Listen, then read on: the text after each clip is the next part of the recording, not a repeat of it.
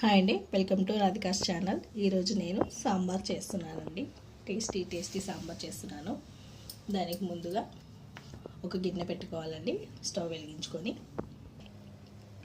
Oil వేసుకోవాలండి. గిన్నె పెట్టుకొని ఆయిల్ వేసుకోవాలి.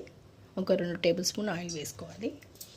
కొంచెం వేడెక్కిన తర్వాత కొద్దిగా ఆవాలు, ఒక 1/2 టేబుల్ స్పూన్ ఆవాలు, ఒక 1/2 టేబుల్ స్పూన్ జీలకర్ర,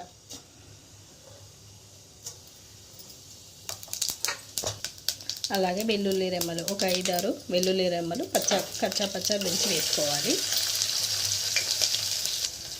పచ్చిమిరపకాయలు, ఒక 4-5 పచ్చిమిరపకాయలు చీల్చుకొని వేసుకోవాలి. కరివేపాకు కూడా వేసుకోవాలి. అలాగే 2 ఉల్లిపాయలు, చిన్న ఉల్లిపాయ ముక్కలు వేసుకోవాలి. పొడుగుగా కట్ చేసుకొని వేసుకోవాలి.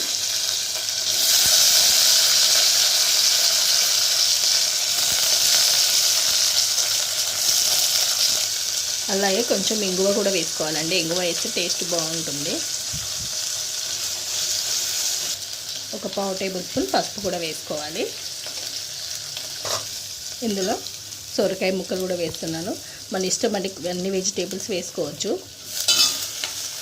నేను ఇక్కడ క్యారెట్ కూడా వేస్తున్నాను. క్యారెట్, ముల్లంగి, క్యారెట్ కూడా వేసుకుంటున్నాను. అలాగే ఒక హాఫ్ ముల్లంగి ముక్కలు, టమాటా ముక్కలు, ఒక 3 మీడియం సైజ్ టమాటా ముక్కలు కూడా వేసుకోవాలి. ఇవన్నీ మగ్గించుకోవాలండి. కొంచెం వాటర్ వేసి మగ్గించుకోవాలి. ఇందులో వంకాయ కూడా వేసుకోవచ్చండి.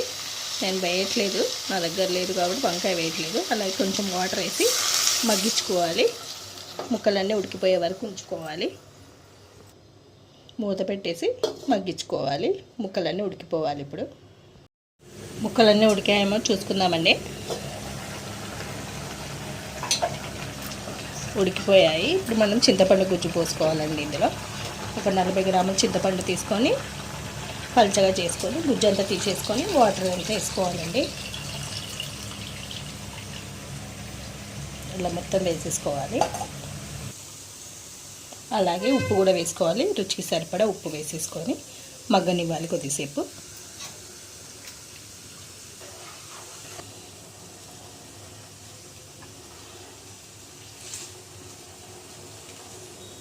కొద్దిగా మరిగిన తర్వాత పప్పు అండి, కందిపప్పు ఉడికించి పెట్టుకోవాలి. కొంచెం నేను శనగపప్పు కూడా వేసుకున్నాను, బాగుంటుంది శనగపప్పు వేస్తే.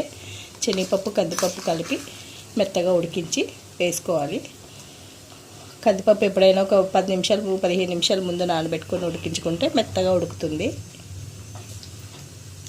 ఇందులో చిన్న ముక్క బెల్లం వేసుకోవాలండి. చిన్న సైజు ముక్క, టేస్ట్ బాగుంటుంది.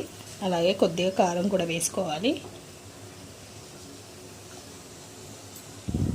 అలాగే కొంచెం సాంబార్ పౌడర్ కూడా వేసుకోవాలండి.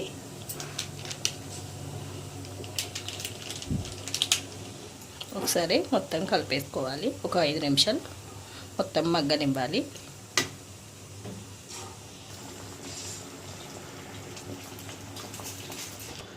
సాంబార్ రెడీ అయిపోయిందండి. కొత్తిమీర వేసి స్టవ్ ఆఫ్ చేసేసుకోవడమే. Tasty sambar ready. Stove off చేసేసుకుందాం.